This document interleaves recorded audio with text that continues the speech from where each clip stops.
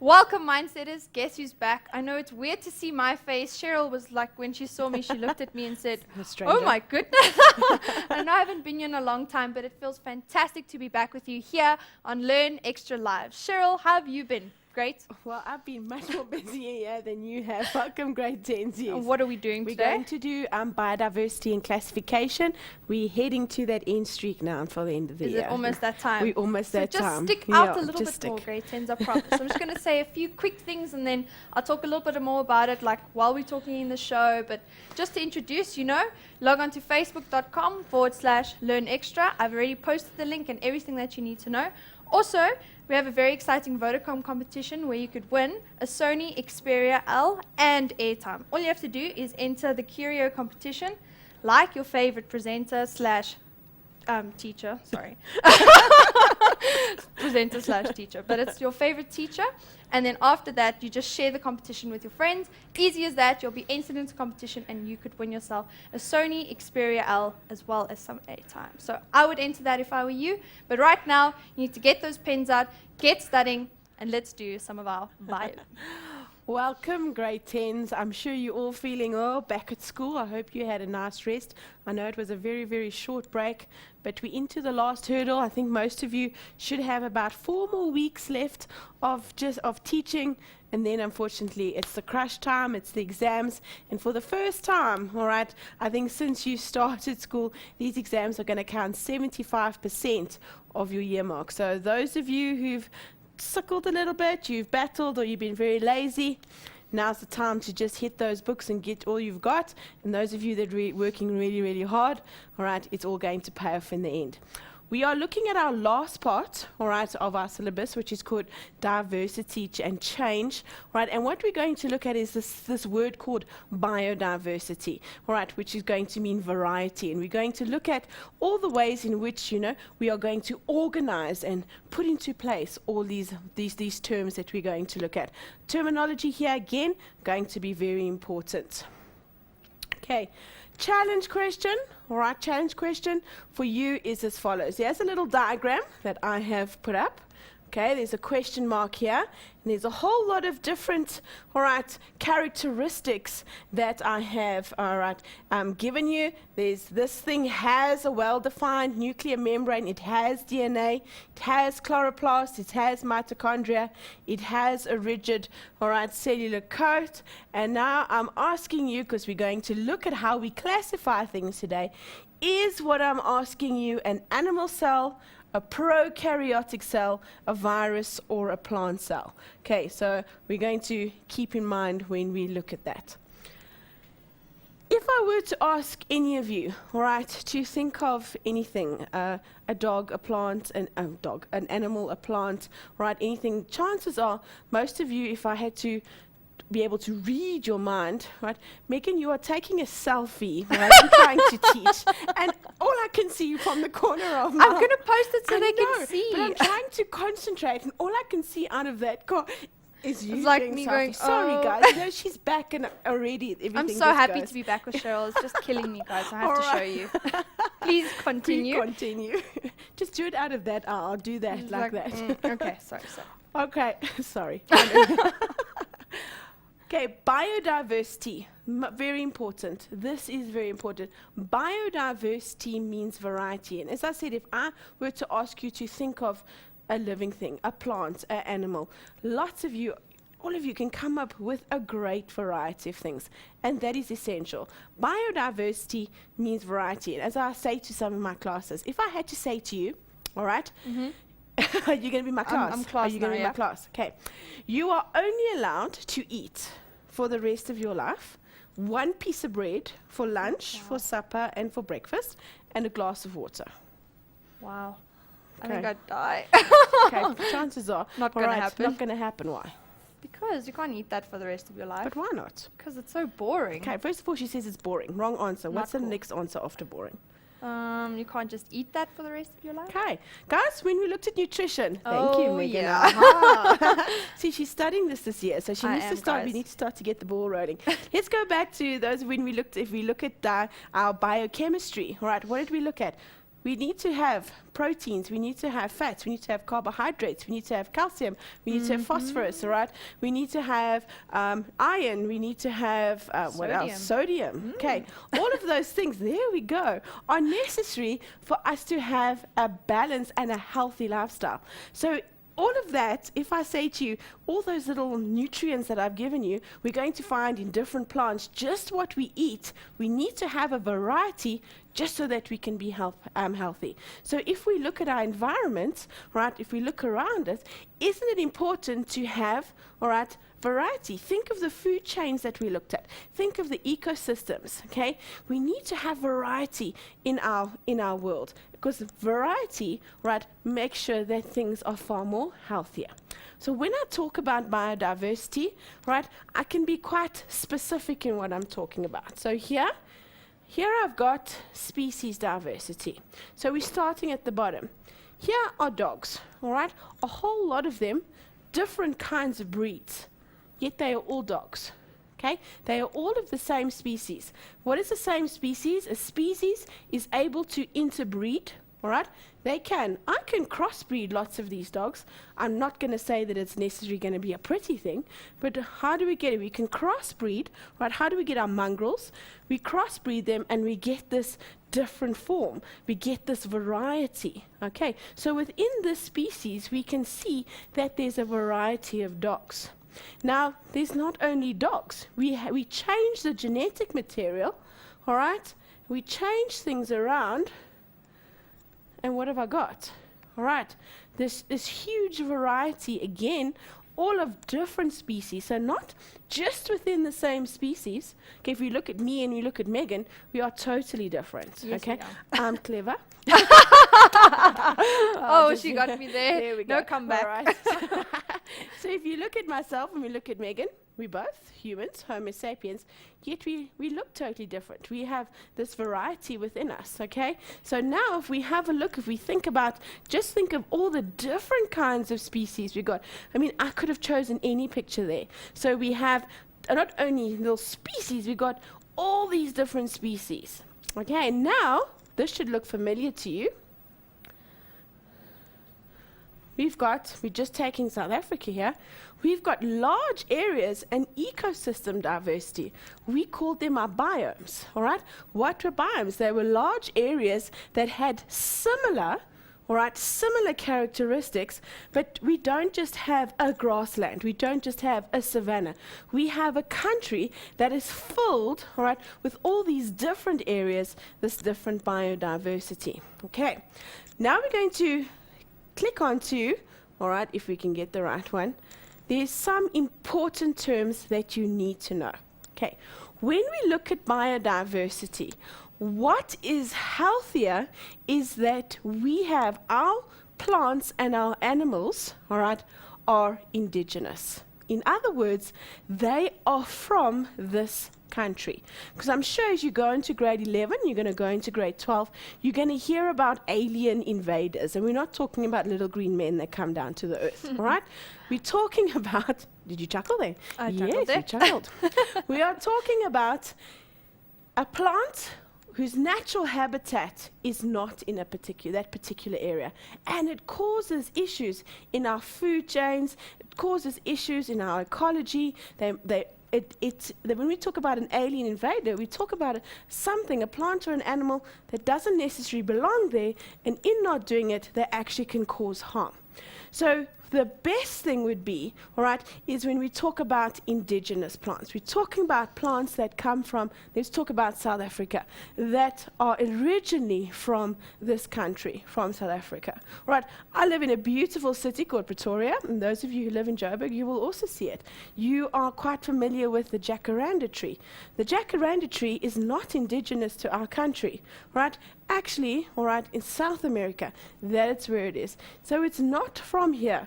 Okay, and it can cause issues. Those of you who like to fish, trout, all right, and bass, they're not from here, and we put them in our dams, and they interfere, all right, with our ecosystem. So indigenous, coming from that particular area. Okay, so I'm going to highlight it here for you, because otherwise all you've heard me talk is my voice so long. All right.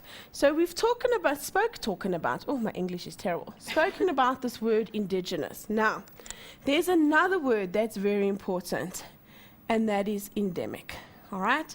And endemic means that it's found in this country only, or in this one particular region, and nowhere else, all right, in the world. We have an area that is ours, all right, that is just particularly is unique to South Africa. And we have 3 such areas, and we call those hotspots, all right. That is the next word that we're going to have to do. There we go. These are called hotspots. Now, usually these hotspots, they are all areas that are endemic, or the biodiversity, the plant or the animal life is endemic to this country, only found in this particular area. And that biodiversity means there's a lot of variety. And we've done this when we did the biomes. And our 3 hotspots are here, the Cape Floral Kingdom, which we actually call, oh, all of a sudden I need some water, fynbos. So we've got our fynbos biome. All right, and we looked at it. The proteas. Okay, we looked at the proteas. We looked at the plants that are specifically in that area. Go back to your biomes. When we looked at it, we looked at the different plants we find there, and we looked at the different animals. And each time when we looked at the examples were from this country. Okay, this is called the Maputo land, Pondo land. It's a long name. All right, it's the Maputo Pondo land Albany hotspot. It's the weirdest name I've ever heard. But if you look carefully, all right, and you go back to your biomes, it's the coastal thicket. All right, lots of variety there.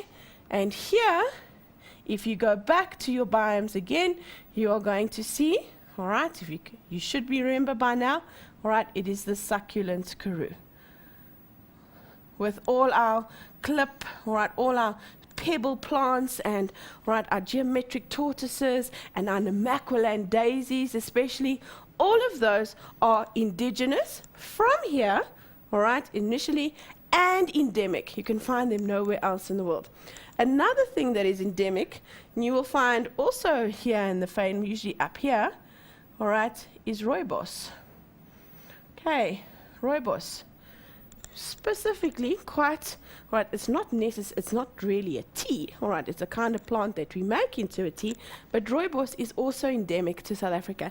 It's a small little microclimate area, all right, where those conditions for that little area make rooibos tea, all right, you can just grow it there. So, if climate changes, all right, we have climate change happening, what could happen? We could endanger some of our businesses or livelihood.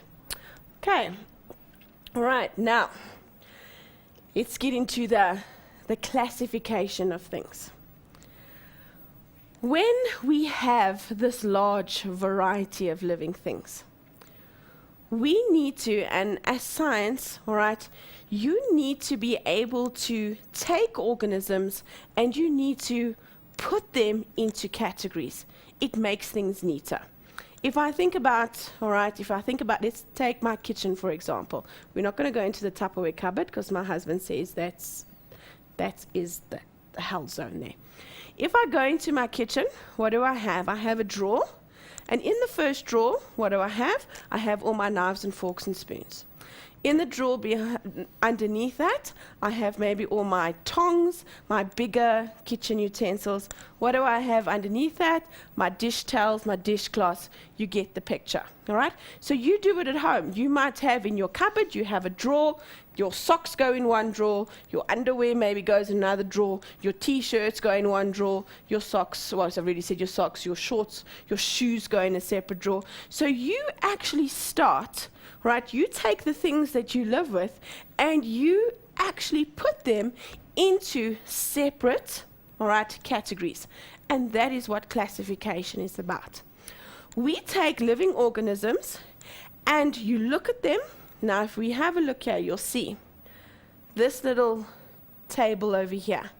What we do is we have a checklist, a criteria. And here's my checklist from 1 to 6. we look at each one and we see what is the body structure, what is this, what is this. Here we go. Body structure, cell, can it move, all right, how does it reproduce? And according to it, we go and we put it into, all right, these different boxes. And these different boxes we call kingdoms. Okay, you'll heard if your teacher will talk about this Carolius Linnaeus. All right, he was the first scientist who started to put things into two places, and generally it was plants and animals, because they didn't have microscopes at that time, and they couldn't see all the little goggetjies. Okay, so we start off and we have these kingdoms, and these kingdoms we put all living organisms into one of those kingdoms. They're ready for a break, aren't they? Yeah, they're like, Yes. break time. Gotta get some water. Go get some water. And don't forget to go on Curio and test yourself, and I'll tell you right about that after the break. Cheers, guys.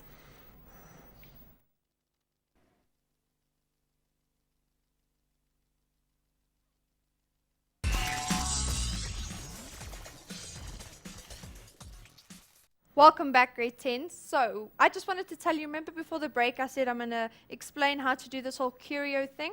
So what you do is, the competition is test yourself, and you can win yourself a Casio calculator. So I advise you, just go test yourself, because it's better to know if you know it or don't know it, so that you can better yourself, because like she said, those end exams are 75%, and I wouldn't want a test yourself thing where you could win something to jeopardize all that. So just rather do it. So this is how it works. You log on to Q&A. The link has been posted on Facebook already, and remember, it's facebook.com/learnextra. Then you register.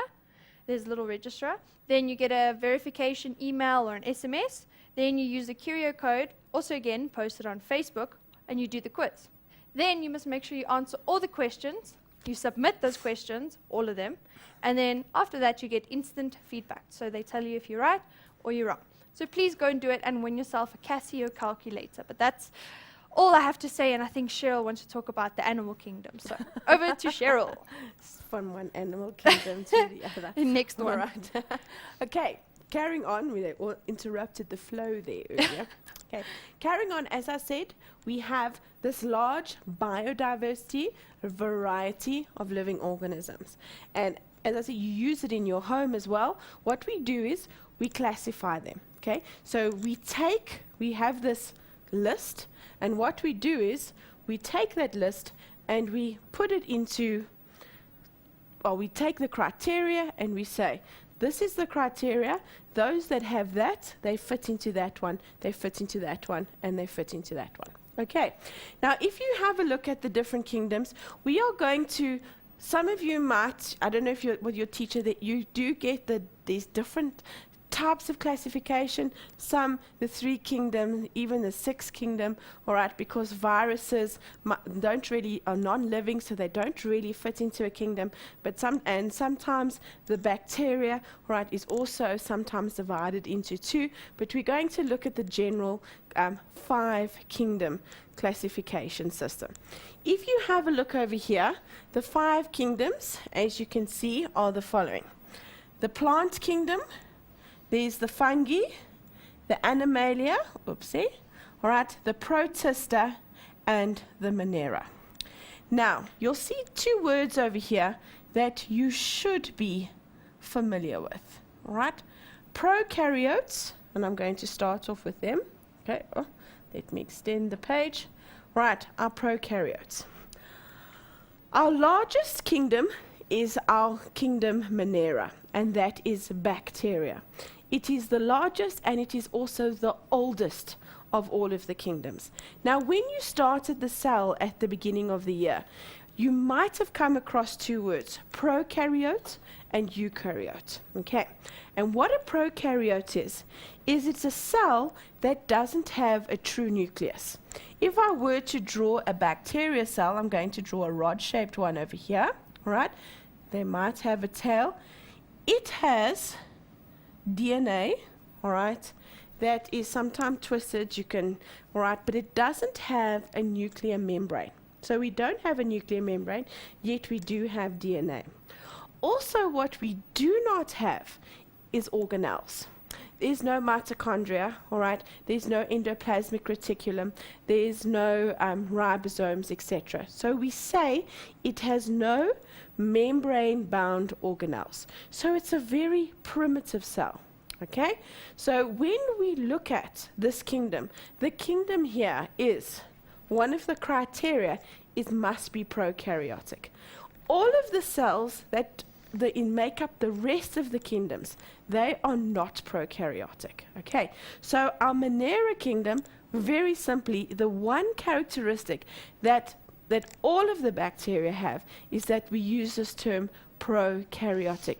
Do not have a true nucleus. You'll see it does not have a true nucleus. The DNA, we do not, again, have a nuclear membrane, and we have no true organelles. And the only organisms that fit into this kingdom are our bacteria. Thinking of different types of bacteria, TB, that is a bacteria. Cholera, that is a bacteria. Very often when you think of examples, you sometimes tend to get a bit confused between viruses, all right, and a bacteria. So I've just given you here bacteria, right, TB, etc. So to fit into that kingdom, the main criteria there you had to be a prokaryote. The rest of the organisms that are in the other kingdoms all are eukaryotic. There we go. They are eukaryotic. And what does that mean? It's pretty much almost the opposite to prokaryotic. Once, if I draw, what am I going to draw? I'm going to draw a nuclear membrane. Inside, I'm going to find a nucleolus. Right, what else am I going to find? I'm going to find the ER. I'm going to find the mitochondria. If I'm a plant, I'm going to find chloroplasts. All right, so each of those that fit into the rest of the kingdom are going to be eukaryotic cells. Okay. When we look at each of the kingdoms have certain characteristics. Okay, so if you are to fit into the animal kingdom, all right, what do you need to be? One, you need to be multicellular. There's no, all right, multicellular. Another characteristic, you move. Okay? One, animals. What must you not have? No. I think I'm going to go for the pen, because I don't seem to do so nicely with my finger. No cell wall. Remember, it's an animal. When we did the cells, there was no cell wall. There was only a cell membrane. Okay, so those are the basics of the animal kingdom. If we now go to our plant, all right, because next year when you get to grade 11, you're going to look at the animal kingdom and the plant kingdom on a bit of an evolutionary scale of how we go from a more simple organism to a more complex. My plant cell, again, are multicellular, so many cells.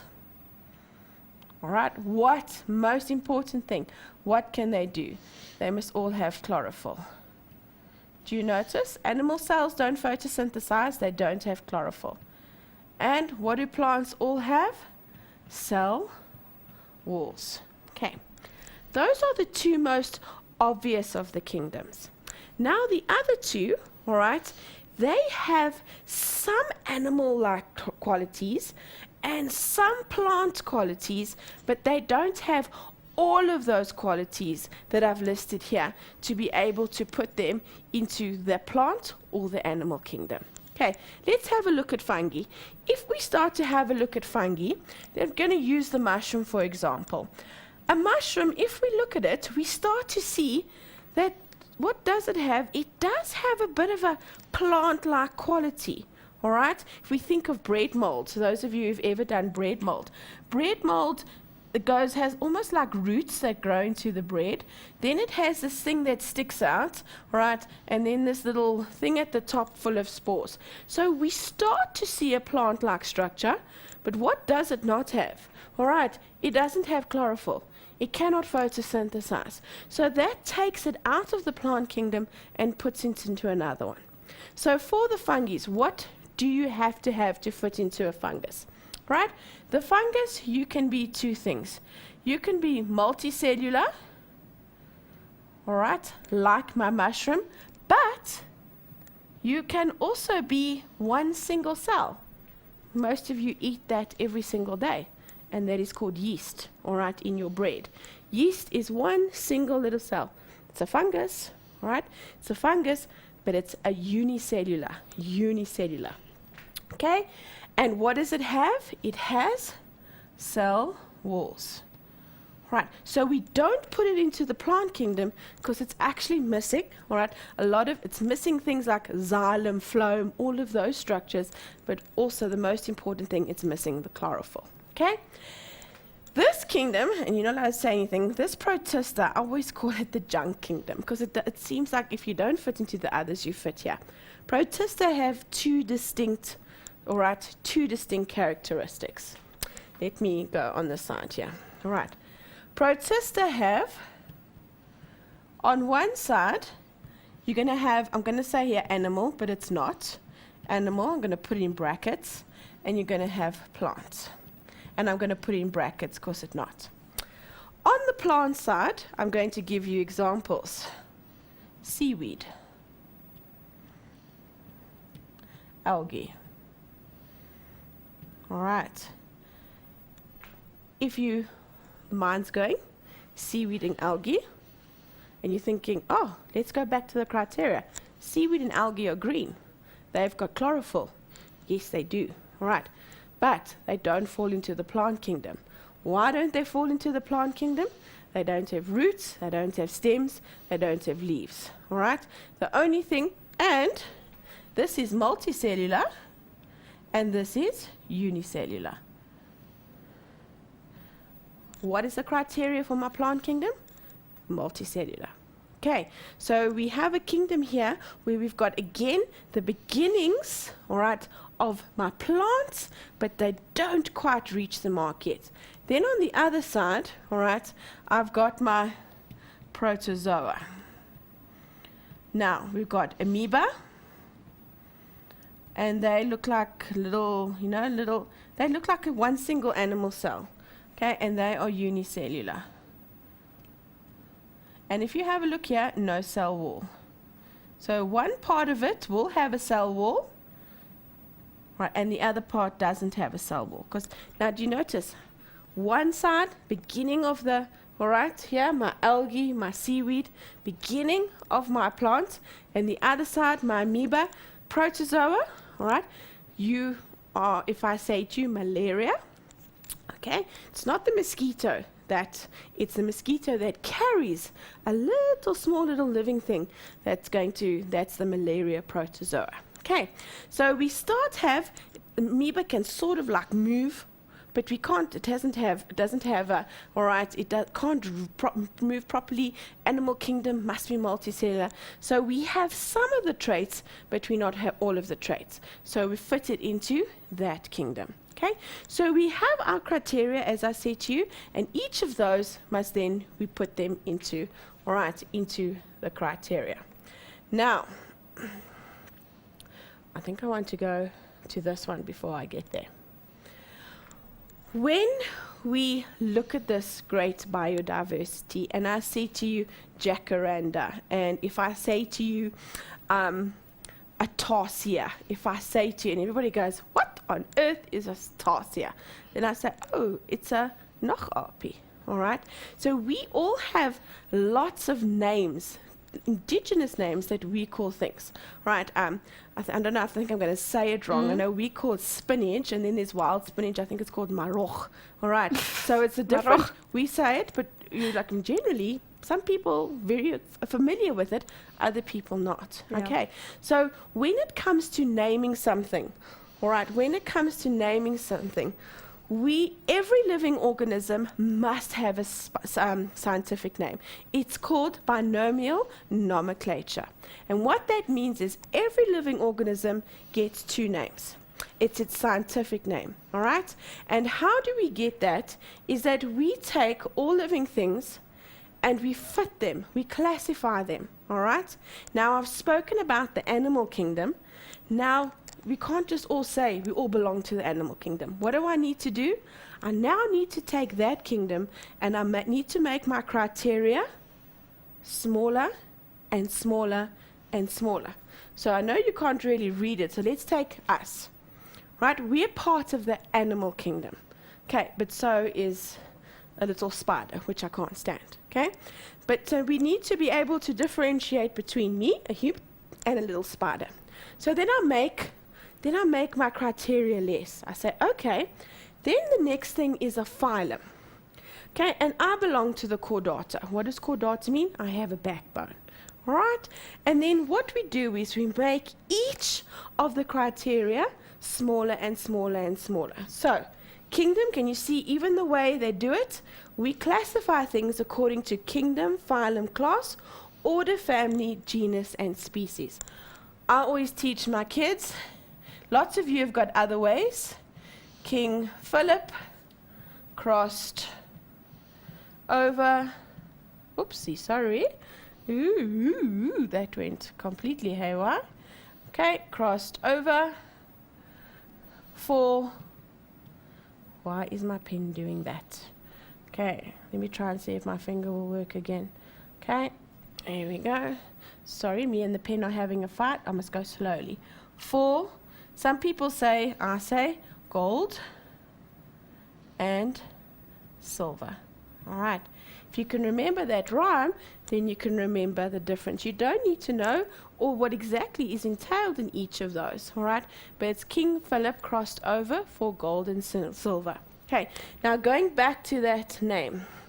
When we give something a name, right? First of all, we name it in Latin. Why? Latin is a dead language, so it doesn't change. Once you give it a name, because it's not an active language, you can't change the meaning of it, okay? And we give it two names.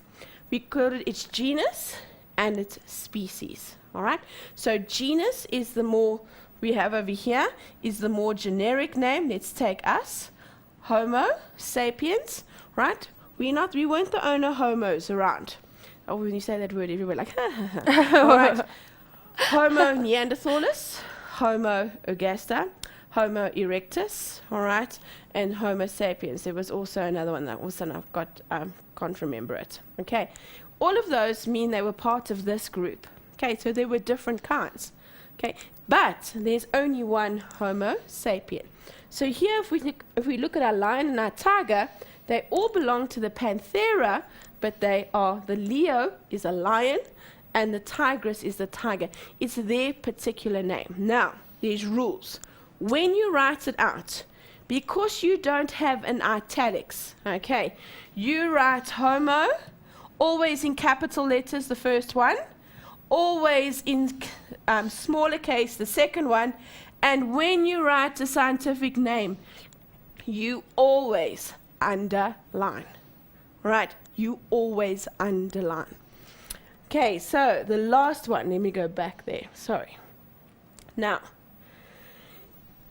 we can, by using a dichotomous or a biological key, by following a series of instructions, we can identify organisms that we've never seen before, right, just by following a series of clues. Okay, this is called a biological or a dichotomous key.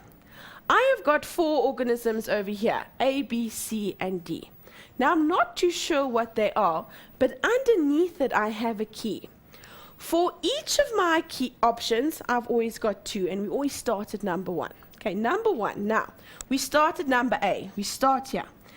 And it says, how many legs does this organism have? And we count. 1, 2, 3, 4, 5, 6. It says 6. Now it tells us to do something. Go to question 2. I go to question 2. Does the organism have wings? 2. Again, you've got 2 options. Yes or no? No, it doesn't. No. At the end, I find that it is an ant. Okay. Then I go to my next picture, number B, and I start at number 1 again. How many legs does the organism have? 1, 2, 3, 4, 5, 6, 7, 8. It has 8. So where must I go? All the way to number 3. How many segments are there on the body? Is there 1? Look, segments. 1, 2, 1. Only 1. it is a mite.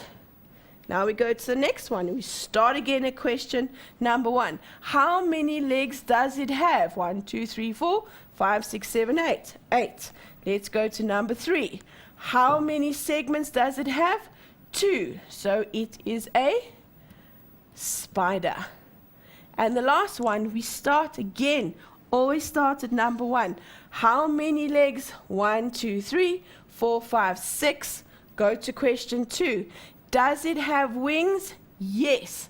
So what is it? A mayfly. I think we're going to have a break. When we come back, you're going to see our very first question. Ooh, Dichomous key. excitement, get excited. But quickly go to the bathroom or just jump up and down, have a quick stretch, and we'll be right back after the break.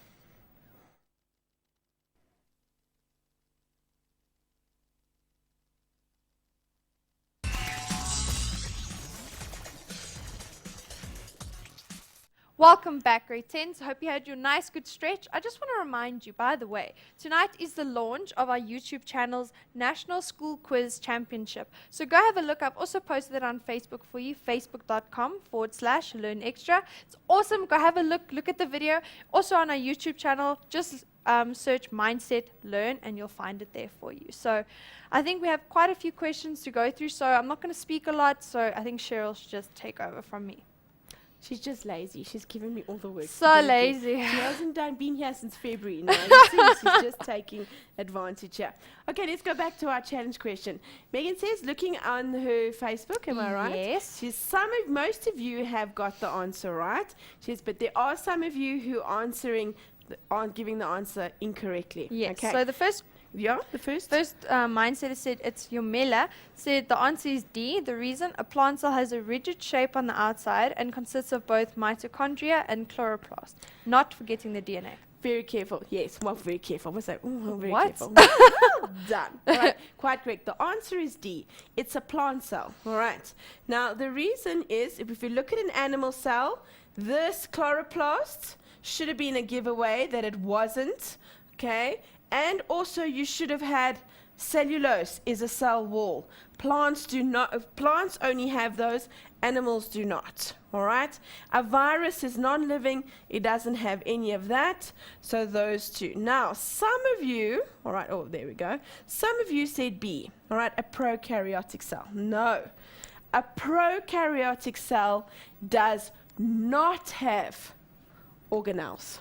Okay? Prokaryotic cell, yes, has a cellulose cell wall. You're quite correct. Now, here, no. Prokaryotic cell, no nuclear membrane, no organelles. All right, so it cannot be those. So it is number D, right, which is our, oh, there we go into that, sorry. Okay, number D, which is our plant cell. Okay, yay, happy face. All right, it is number D. Okay, let's go back to the questions. I want to start off with a dichotomous key. As I said to you, if I have a look at all these birds' names, I do not have a cooking clue, all right, what they are. I've never heard of any of the names before, but I said that was what a dichotomous key is about. Is if I have got 4 birds over here. And what I'm going to do, I'm going to follow a series of prompts and I'm going to see if I can classify. This one is very tricky because if you don't read it properly, all right, you are going to miss the boat. Also, you need to make careful with your vocabulary. Okay. It asks here, using the key below, and this is the key below, all right, you want to identify. There are 1, 2, 3, 4 names, okay? And you notice they are the species name. Do you notice they are in italics, which is almost cursive for computer? If you are to write all of these out, when you write it out, you have to do it. You write it out in your, all right, in your, obviously in print, and you must underline them. Okay, let's have a look at bird number W. If you notice, all right, from these pictures, you should notice that the beaks are going to be the cue that we are going to follow. Okay, now, number A you need to read it quite carefully, because it says the beak, number one, the beak is relatively long and slender. All right. Now, if you have a look at the beak, all right, yes, it is long, but slender means very thin. All right, long and slender. Now, if I start to look at these birds, if I have to see relatively long and slender, all right, even before I've started with it, I should see that maybe that's going to be my answer. So it's not. My beak is relatively stout and heavy. In other words, stout is, yes, a little bit on the fat side. All right, it could have these, but can you see it's quite large, it's heavy. So it tells me to go to number 2. So I go to number 2. Now, you need to read carefully. The bottom surface of the lower beak is flat and straight. Does this talk about that bird? Yes, it does. All right, so what do? I write it out, bird number W. All right, Geospisa, and I underline it. Okay, so now I've got bird number 1. Let's go to the next bird, bird number X. Is the beak long and slender? No.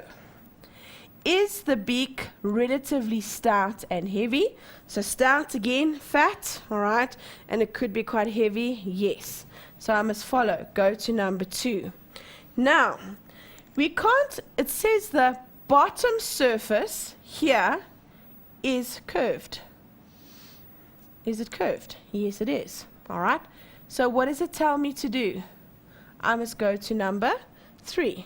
Now it tells me to go to number 3. The lower edge of the upper beak, now here, the upper beak, the lower edge of the upper beak has a distinct bend. All right. Or, now look at the birds. Look at that distinct bend, or look at that distinct bend. Or, the lower edge of the upper beak is mostly flat. Okay, what do we have here? Distinctive bend, rather flat. So, number B, or bird X, doesn't matter if you can't pronounce any of these words. You don't have to, all right? We use the key to be able to find what they're called. Okay, bird number Y. It says here, the beak is relatively long and slender. I think there we go. That's a giveaway. All right, and then you underline it, which some of you, all right, would go right if you're clever. Okay, but we start at number 1. The beak is relatively stout and heavy. Yes, go to 2. The bottom surface of the lower beak is curved. Yes, go to number 3. The lower edge of the upper beak here has a distinct bend. Yes. And there we go, without knowing what any of those words are, just by looking properly. All right, all it is, that's what it is. You must look at the picture.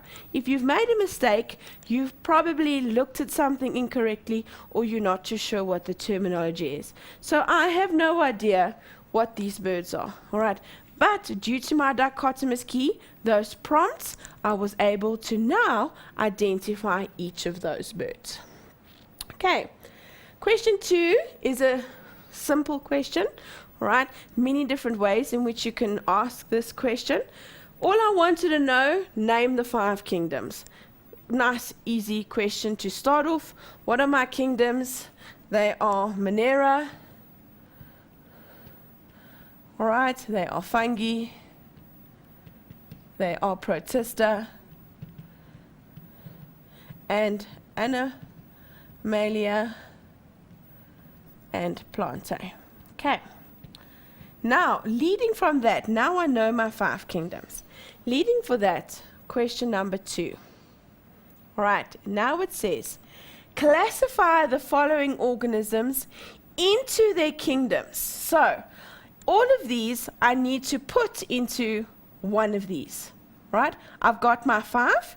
Here I've given you 5 choices. You now need to know which goes in. But that's not the end of the question. This is the most difficult part. All right. Give a reason. Now, you can't tell me a cat is an animal, right? That is not your reason. It needs to be, why do we put them in that particular kingdom? Okay, let's start off. Your cat, all right?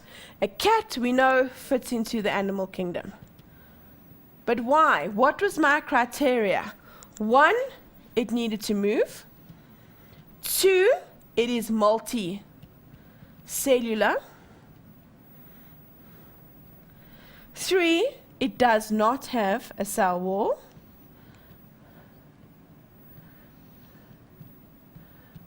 All right, there we go. Moves, no cell wall, multicellular, and it is also eukaryotic. All right, multicellular. It is only multicellular. That is my criteria for my animal. Okay. Next one is a rose bush. A rose is a flower. What do flowers belong to? The plant kingdom. Again, don't tell me because it's a plant. What are the criteria? Number 1, must have chlorophyll.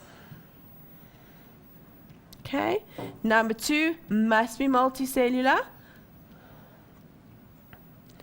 Also eukaryotic. All right. And also it must have a cell wall. Okay, so there we're starting off with, right, distinguishing between the two. Now we get to the TB, bacteria. Right, bacteria, the kingdom it belongs to, Monera. All right, and what are all bacteria? 1, prokaryotic. That's the most important criteria. 2, they are unicellular. Only one cell. You could have also said here, they are very, very, very, very small.